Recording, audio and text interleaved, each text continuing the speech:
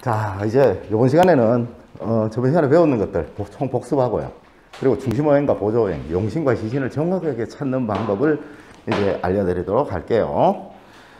이름을 짓기 위해서는 첫 번째 가장 중요한 것이 중심오행이라는 것과요, 보조오행이라는 것을 찾는 거예요. 이거를 용신이라고도 하고요, 이거를 희신이라고도 해요. 그리고 이거를 근오행이라고도 하고요, 이거를 조오행이라고도 합니다. 그는 뿌리가 되는 오행이다. 그 다음에 조오행은 돕는 오행이다. 이런 말로 우리는 사용을 했어요. 그래서 이 중심오행과 보조오행을 찾아가지고 이 중심오행과 보조오행에 맞게 이제 소리를 맞춰가는 거예요.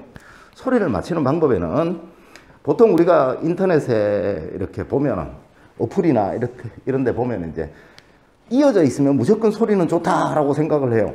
그런데 그것은 이제 우리 오행적인 학문하고 안 맞고요.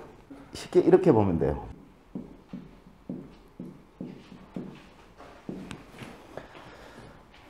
우리나라의 이 소리의 학설, 다음 시간부터는 이제 소리의 학설에 들어갈 건데요. 소리의 학설에는 세 가지가 있어요. 첫 번째가 초성의 상생론이에요.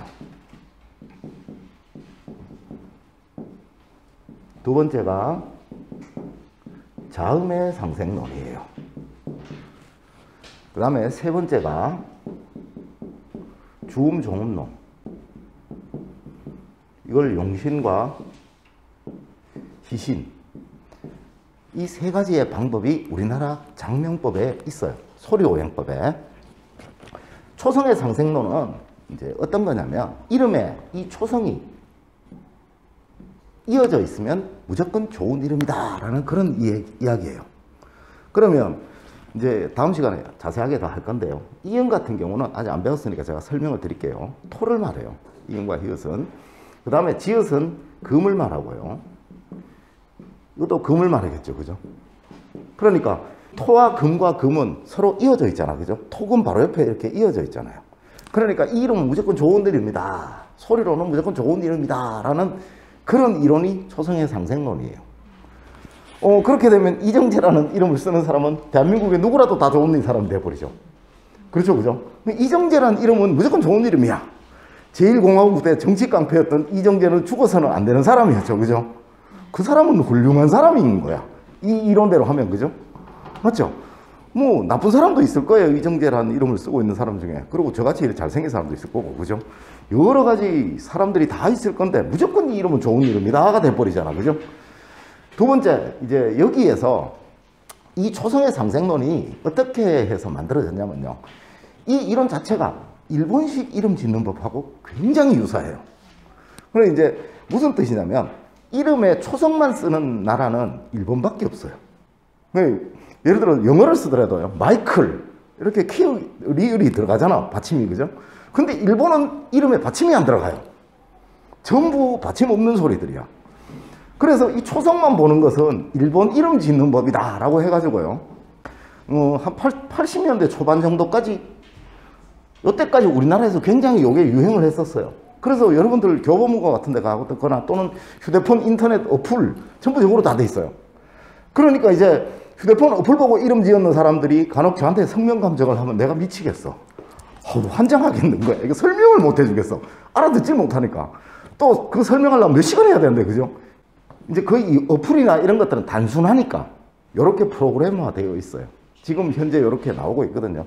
그런데 요 이후에 80년도 이후에 대구의 뭐 이제 분이 이거 이름이 일본인 이름 짓는 법이다. 우리나라는 받침이 있잖아. 제가 방금 말씀드렸듯이, 그죠?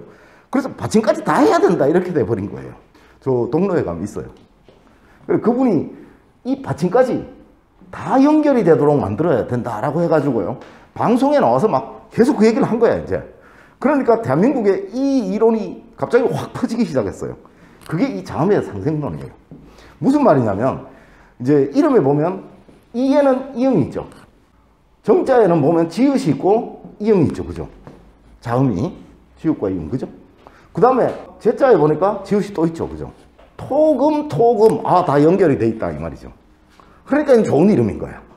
이정재라는 이름을 쓰는 사람은 이 이론으로 해도 좋은 이름이고 이 이론으로 해도 좋은 이름이지, 그죠?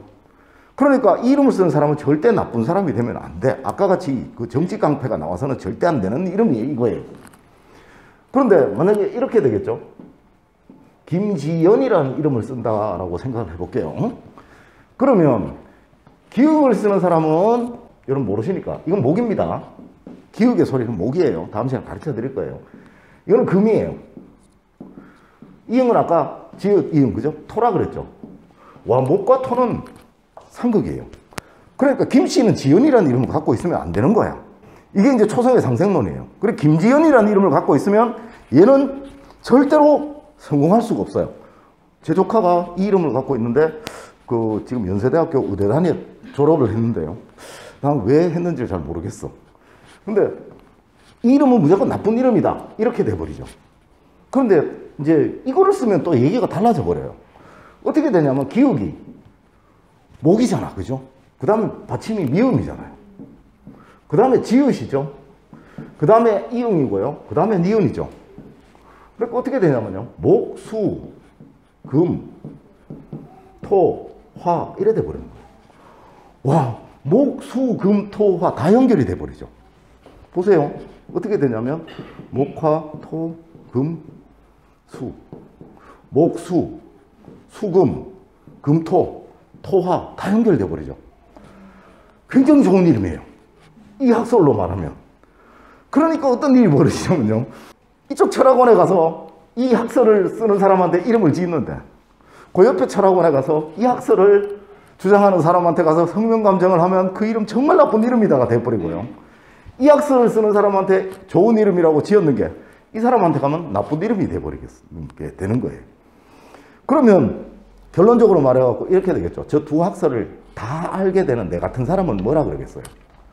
대한민국에 이름은 있는 사람 이름은 내 기분에 따라서 다 좋을 수 있고 다 나쁠 수 있겠죠. 그죠? 이런 일이 벌어지는 거예요. 그러다 보니까 어떠냐면요. 성명감정하면 무조건 나쁜 이름이라 그래요. 그 학설들이 이겁니다. 그러니까 이거는 이제 무슨 말이냐면 상생이라는 개념, 제가 맨 첫 번에 말씀드렸지만 상생이라는 개념을 이해를 못하는 거예요. 그냥 무조건 이어지면 좋은 거다라고만 생각을 하는 거예요. 그래서 만들어진 이론이 이거예요. 내가 타고난 기운에 맞도록 이름을 짓자라고 한 게 이 이론이에요. 그러니까 시대적으로 이게 가장 뒤입니다. 80년대, 한 90년도 말까지, 2000년대 초반까지 이게 유행했어요. 지금도 이거로 이름 짓는 사람들 굉장히 많아요. 이거는 이제 옛날에 왜 머리 지긋한 할아버지들, 거의 대부분 이거로 이름 짓습니다. 근데 이거는 이제, 지금 한 20년 정도, 한 5, 6년 정도 전에 배운 사람들은 거의 대부분 이것도 써요. 그 다음에 지금 이제 모든 학설들을 다 공부한 사람들, 지금 이제 또 하는 사람들은 거의 대부분 또 이걸 써요. 그러니까 어떤 건지는 이제 다음 시간에 또 자세하게 설명을 드릴 건데요. 이 학설을, 이거는 뭐 쉬워요. 굉장히 쉬우니까. 그 다음 시간에 그냥 아주 간단하게 설명을 드릴 수 있는 부분이고요. 이 부분이 이제 어려운 거예요. 그래서 여기에 관해서 설명을 드리는 건데요. 이렇게 하기 위해서는 용신이 뭔지 희신이 뭔지를 찾아야 되잖아요. 그래서 용신과 희신을 찾기 위해서 병양론, 억부론을 가르쳐 드렸던 거예요. 그래서 이름을 짓는 데는 지금 현재로는 요거를 거의 대부분 많이 쓰는데요. 용신과 희신을 찾아야 돼요. 그 용신과 희신에 맞게 저 소리를 맞추는 겁니다. 그렇게 해나가는 거거든요. 다음으로 이제 삼원이라고 해서 한자 획수를 맞추고 술이라고 해서 그 획수를 조정을 하고 그 다음에 자원이라 해서 한자 모양으로 의미를 맞추는 거예요. 그건 이제 1시간씩 제가 다 가르쳐 드릴 거니까 그렇게 하기 위해서 저번 시간 3시간 동안 억부론과 병양론을 죽으라고 연습을 하고 공부를 했던 거예요. 배우신 거 정확하게 기억을 하고 계신가? 제가 다시 한번 확인을 해드리고 이번 시간에는 억부론과 병양론을 종합해서 용신희신을 정확하게 찾을 수 있는 방법을 아주 쉽게 가르쳐 드리도록 할게요. 자, 억부론은 사주를 제일 첫 번에 몇 단계로, 몇 개로 나눈다 그랬냐면요. 6개로 나눈다 그랬어요. 맞죠? 신왕한 사주, 신강한 사주, 강한 사주, 보통 사주, 그 다음에 약한 사주, 신약한 사주. 이렇게 6개로 나눈다 그랬어요. 신왕한 사주는 등령, 득지, 득세가 다 있다라고 말씀을 드렸죠. 동그라미가 3개라고 말씀을 드렸어요. 그렇죠? 신강한 사주는 동그라미가 2개라고 말씀을 드렸어요. 강한 사주는 동그라미가 하나라고 말씀을 드렸고요. 보통 사주는 동그라미도 없고 X도 없는 삼각형이 3개다라고 말씀을 드렸어요. 그 다음에 약한 사주는 X가 하나 있다. 동그라미는 없고 X가 있는 거예요. 이렇게 있다라는 뜻이에요. 그 다음에 신약한 사주는 2개 이상 있다. X가. 이렇게 나눠 말씀을 드렸어요. 그리고 태어난 달의 기운을 얻는다. 등령이라고 말씀을 드렸고요. 태어난 날의 기운을 얻는다. 득지라고 말씀을 드렸어요. 다음으로 전체적인 기세를 얻는다. 득세라고 말씀을 드렸고요. 태어난 달의 기운을 잃었을 때 실령이라고 말씀을 드렸고요. 태어난 날의 기운을 잃었을 때 실지라고 말씀을 드렸고요. 전체적인 기세가 하나도 없을 때 이를 실세라고 말씀을 드렸었어요. 들어본 기억은 나죠? 어디서 좀 들어본 것 같아, 그죠? 여기에서 이 부분들은 아주 쉬운 부분인데요. 등령했으나 등령하지 못한 사주가 있다라고 말씀을 드렸어요. 신령했으나 신령하지 않은 사주가 있다라고 말씀을 드렸어요. 그렇죠? 어떤 경우냐면 이런 경우입니다.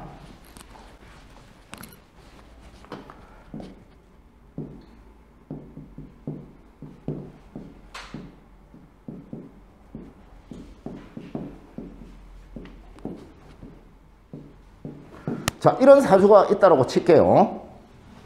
태어난 달을 봅니다. 수가 갑이라는 목을 생하느냐? 참, 이 말씀 드려야 된다. 혹시 늘 헷갈리실 수 있으니까.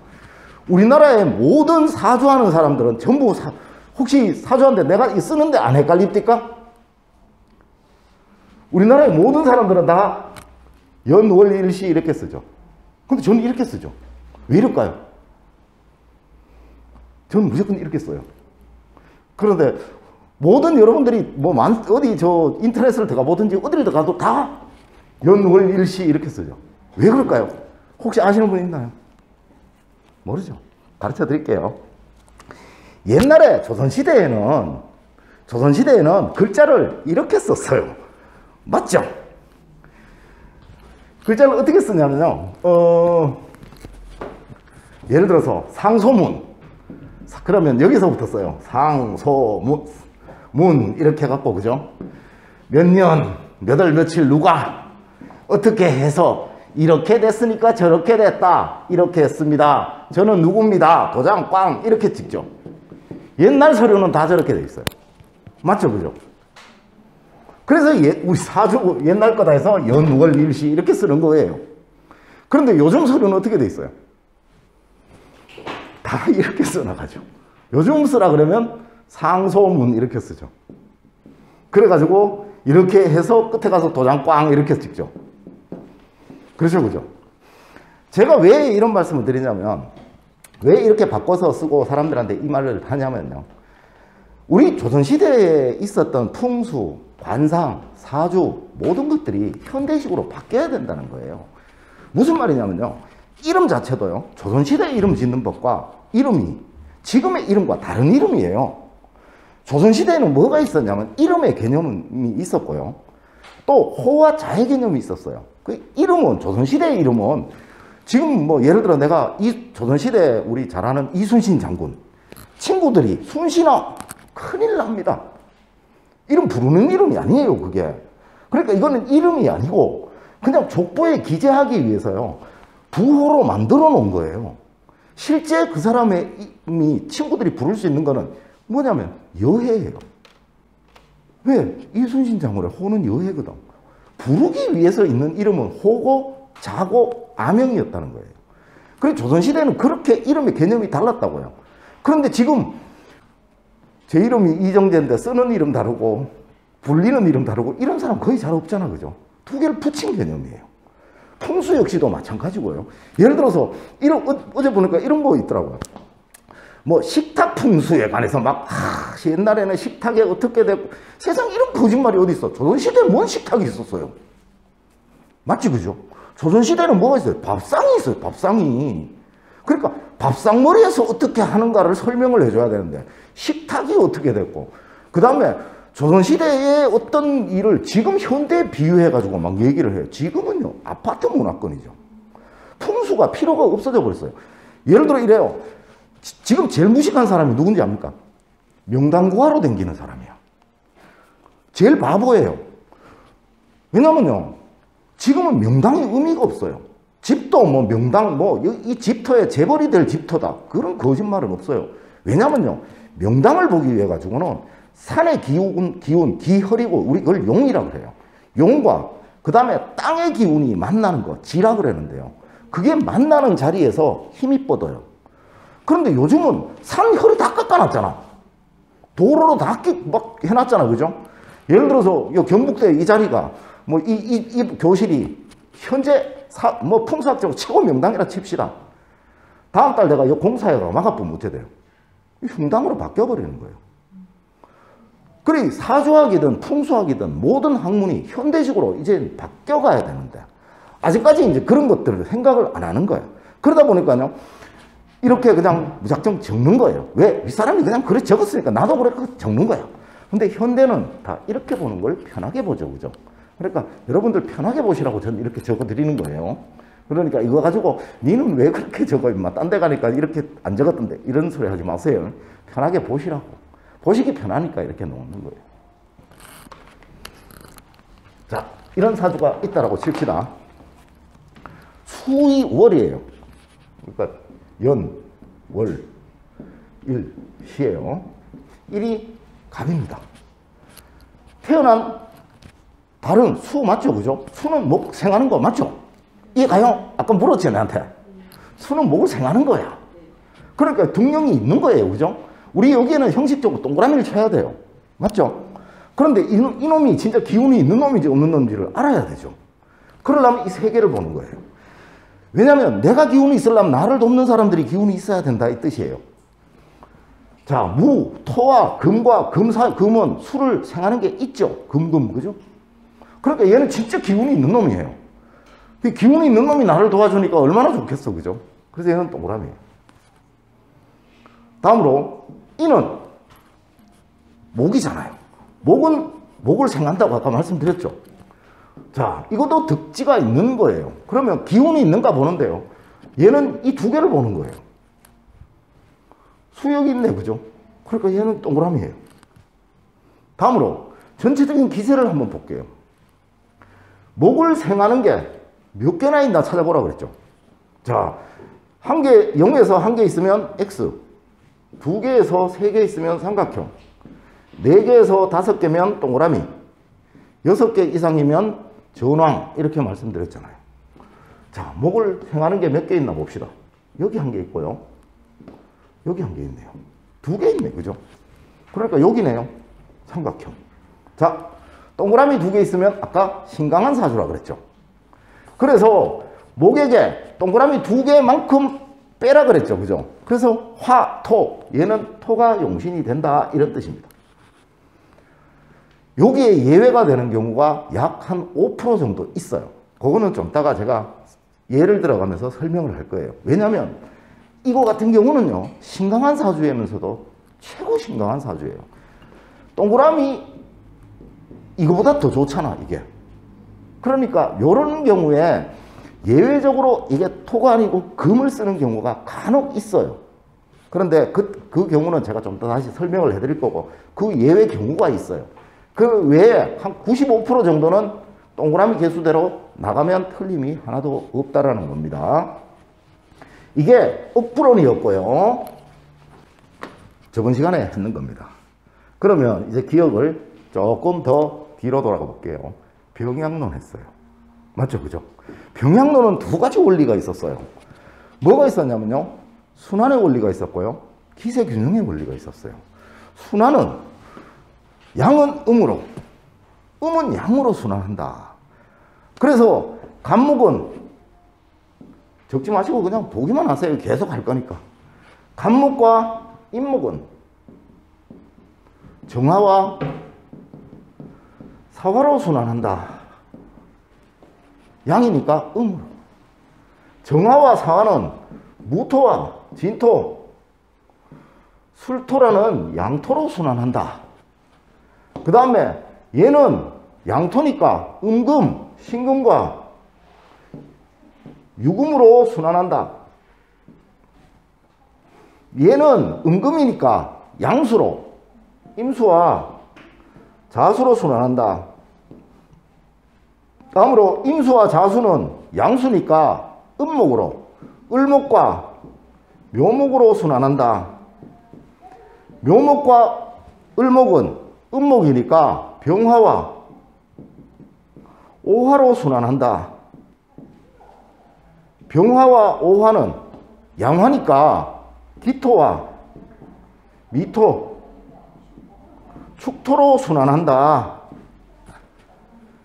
기토와 미토, 축토는 음토니까 경금과 신금으로 순환한다. 경금과 신금은 양금이니까 음수, 계수와 해수로 순환한다. 계수와 해수는 다시 간목과 임목으로 순환한다. 이것을 우리 병약론에서 말하는 오행의 순환도라고 말씀을 드렸어요. 그죠? 자, 이렇게 사주를 적어놓고 순환을 시키는데요. 상대적인 음양론이라는 게 있다라고 말씀을 드렸어요. 굉장히 사주학을 공부하면서도 중요하고 또 이게 대부분의 경우는 이게 잘 안 나오는데 어떤 경우에 나오냐면요. 이런 경우가 있어요. 예를 들어서 제가 15살인데 우리 부모님이 다 잘 살아 계십니다. 부모님이 계세요. 그러면 나는 부모님하고 균형을 내야 되니까 결합하는 법을 배워야 돼요. 그리고 내가 35인데 우리 집사람하고 결혼해서 잘 살고 있어요. 그러면 내 사주는 내 사주가 아니에요. 우리 집사람이 거기에 반을 해당을 하기 때문에 둘이 결합을 내서 판단을 해야 되는 거예요. 결합내는 법을 알아야죠. 그런데 문제는 요즘은요, 참 시대가 많이 변하다 보니까 옛날 사주에는 없던 것들이 참 희한한 것들이 튀어나와요. 뭐냐면요, 35인데 혼자 살아. 아버지 엄마하고 떨어져서 혼자 살아. 이래 돼버리면 내 혼자 판단을 해야 돼요. 왜? 나한테 영향을 주는 게 지금 없으니까. 그죠? 이러면 내 사주만을 갖고 판단을 해야 되거든요. 이런 거 갖고. 그러다 보니까 이 오행의 순환도가 굉장히 중요하게 대두가 된 거예요. 여기에서 병과 그 다음에 그 공망이라는 걸 다 찾아내야 되거든요. 그래서 이게 중요하게 된 거고요. 거의 대부분은 사주학에서 이걸 쓰지를 않았는데 요즘 같은 경우는 씁니다. 그 옛날에는 이제 뭐 혼자 사는 이제 상처하고 혼자 사는 여자들, 또 이제 처 없이 혼자 사는 남자들, 이런 사람들 이제 했는데 요즘은 원체 많으니까, 그죠? 또 흉거리도 아니야. 옛날에는 그게 흉거리였는데 요즘은 뭐 당당한 얘기들이잖아. 그죠? 그러다 보니까 이 혼자 사주를 해석하는 법, 이 반드시 순환도를 알아야 됩니다. 그것도 나중에 제가 가르쳐 드릴 건데요. 그렇지 않고는 거의 대부분 결합을 해서 해석을 해냅니다. 왜 그런 말 하죠? 부부싸움 하다가 왜 집사람이 한 번씩 그런 소리 하잖아요. 내 니만 안 만났으면 정말 잘 살았어. 사실입니다. 그러니까 저는 집사람이 저한테 그런 소리 하면 찍소리도 안 해요. 아, 알았다, 내가 잘못했다, 이랬대요. 왜? 내 안 만났으면 더 좋은 사람 만나 잘 살았을 거거든. 내 만나 고생하는 거예요. 얼마나 미안해요. 그죠? 그래, 우리는요, 효사상, 그 다음에 그 부부간의 정, 이런 것들이요, 이 오행학에서 다 드러납니다. 왜냐하면 우리 부모님이 있기 때문에 내가 지금 잘 사는 거예요. 우리 부모님이 만약에 아주 나쁘고 흉한 사람이었고 내 기운하고 안 맞는 사람이었으면 지금의 내가 있을 수가 없었던 거예요. 그러니까 우리는 항상 제가 전 시간도 말씀드렸지만 가장 많이 하는 게 덕분입니다, 이런 말이에요. 그게 우리 사주학이거든요. 그런데 이게 일제시대 때 묘하게 요놈들이 바꿔놨어요. 그러다 보니까 그게 이제 지금 쉽다 보니까 많이 빨리 퍼져가지고 다 일본식 사주학을 하는데, 혼자 사주를 하게 되면요, 내가 잘나갖고 내 사주대로 해서 내가 잘나갖고 내가 출세한 거잖아. 그러니까 남의 덕분이 아니야. 우리 부모님을 뭐 할 이유가 없어요. 그런데 옛날 우리 사주학을 보면은 나의 잘된 것에, 어린 시절에 내가 잘된 것, 내가 어린 시절에 대학까지 좋은 대학을 가서 좋은 공부를 한 거는 우리 부모님의 덕분이었던 거예요. 그러니까 내가 그 은혜를 갚아야죠. 그렇잖아, 그죠? 그런데 요즘식으로 해버리면 내가 똑똑해서 내가 잘나서 내 알바 해가지고 대학 다녔는데 엄마 아버지 내한테 해준 거 뭐 있어? 이래 돼버리잖아요. 그러니까 우리나라가 지금 OECD 국가 중에서 노인 빈곤율이 최고랍니다. 왜냐면요, 너무 개인주의가 된 거예요. 그러니까 우리 오행학이라는 것이 어떤 건지를 이해를 못한다는 거죠. 다음으로 집안의 부부간에도 우리가 이혼율이 정말 높은 이유가 그거예요. 사실 이혼을 할 이유가 별로 없는데, 그죠? 왜냐하면 내가 궁합을 정확하게 판단을 했다면 이 사람과 결혼해야 될지 말아야 될지를 정확하게 결정을 했었을 거고요. 혹 잘못됐다 하더라도 지금 저 남편이 하는 그게 잘못되는 거는 반은 내 책임이에요. 그러니까 내가 거기 나가서 어떤 식으로라도 도와주기라도 도와주고 해야 되는 거고, 우리 집사람이 문제를 일으키고 있는 거 반은 내 잘못이야. 내가 돈을 남들만큼 한 달에 2천만 원을 벌어줘야 되는데 1950만 원을 벌어주니까 이 와이프가 50만 원 때문에 문제를 일으킨 게 되는 거예요. 그러니까 그 책임감을 전혀 못 느끼는 거예요. 그러니까 이 사조학은 두 가지입니다. 효사상과 책임감이 거기에서 나오는 얘기예요. 그래서 우리 사조학은 항상 이렇게 결합을 시키는 거예요. 그리고 아까 말씀드렸던 순환도, 그거는 요즘 개인 혼자서 하는 사람들한테 꼭 필요한 거니까 나중에 가르쳐 드릴 거고요. 다음으로 억부론에서는, 병양론에서는 뭐가 있었냐면 상대적인 음양론이라고 그랬는데, 내가 다른 그 역할을 하는 거예요. 동일한 오행이 두 개가 붙어 있을 때 같은 음양인 경우에 하나가 자기의 역할을 하면 나머지 하나는 상대방의 역할을 한다라는 게 음양론이에요. 예를 들어서 갑과 갑 이렇게 있다면 얘는 양이죠. 자기 거예요. 얘는 음입니다. 그죠? 상대의 역할을 하는 거예요. 왜냐하면 음양론이라는 자체가요. 자, 이런 말이에요. 여기가 밝아요. 여기가 지금 밝아요. 여기가 밝아요. 옆반보다 어두운데. 그렇죠. 여기는 지금 우리가 생각하기가 밝으니까 양이에요. 그렇죠. 그런데 저 복도보다 여기가 더 어두운 것 같아요. 그럼 복도하고 여기를 두 개 놓으면 여기는 음이죠. 음양이 이 얘기예요. 비교되는 대상에 의해서 내가 역할이 달라진다는 거예요. 저기가 검죠. 깜깜하지, 그죠? 근데 저 안에보다 여기가 덜 검요. 그러니까 저기는 비교가 여기하고 됐을 때는 저기가 음이 되지만 저 멀리하고 했을 때는 저기는 양이 되는 거예요. 그죠? 자기 스스로는 가만히 있지만 비교되는 대상에 의해서 나의 음양이 달라진다는 거예요. 그것을 우리는 상대적인 음양론이라고 하는데, 그 상대적인 음양론을 적용해서 순환을 시켜야 된다라고 말씀을 드렸잖아요. 그죠? 다음으로 기세의 균형론은, 균형이라는 거는 항상 좌우가 똑같을 때가 균형이라 그래요. 균형이 잡혔다.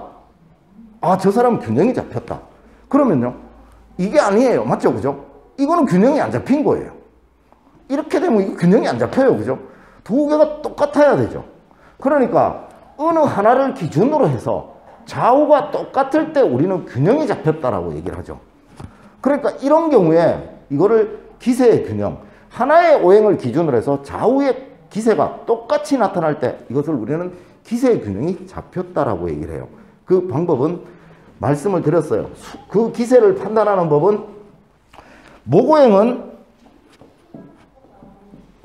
수오행에다가 목오행을 더한다라고 말씀을 드렸죠. 화오행은, 화오행의 기세는 화만 그런 게 아니고 화오행을 더해주는 거. 목에다가 화를 더하니까 화라는 거예요. 다음으로 토오행은 화오행에다가 토오행을 더한 기세가 토라는 거고, 금은 토에다가 금을 더하니까 금이다라는 거예요. 다음으로 수는 금에다가 수를 더한 것을 수오행의 기세다라고 말씀을 드렸잖아요. 그죠? 그래서 저 오행이 어느 하나를 중심으로 해서 좌우가 똑같은 숫자가 나오게 만들어져 있다라고 말씀을 드렸죠. 그죠? 자, 그렇게 해서 병양론과 억부론이라는 것을 제가 다시 한번 설명을 드렸어요. 여기에 맞게 기억들 나시죠? 그렇죠? 혹시 기억 안 나시는 분? 여기에 맞게 이제부터 문제를 한 번씩 풀어드리도록 하겠습니다. 계속 반복할 거예요. 그러니까 절대 세상 우리 사주학은요 절대 한 번 보고 알 수가 없어요. 그리고 외울 필요도 없는 학문이에요. 왜냐하면 그냥 이치적으로 설명이 돼야 이치예요. 우리가 봄이 가고 여름이 왔어요. 근데 여름이 왜 왔어요? 뭐라고 대답을 해야 돼요? 그렇잖아요, 그죠? 가을이 왜 옵니까? 참 답답하지, 그죠? 뭐 외울까요? 뭐 지구가 어떻게 돼서 뭐 이 복잡한 얘기잖아요. 이렇듯이 우리 사주학도 똑같아요. 왜 이게 목이 용신입니까? 용신이니까 용신이에요. 왜? 다른 기운들하고 합쳐졌을 때 그 이론을 썼을 때 그게 나오니까. 자, 그래서 중심오행과 보조오행에 관해서 거기 설명을 드려놨는데요. 우리 용신, 중심오행이라는 거는 무슨 말이냐면 이런 말이에요.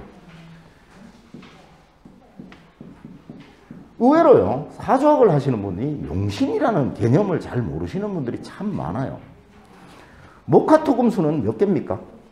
5개죠. 자, 그러면요, 양으로 5개가 있을 거고, 그죠?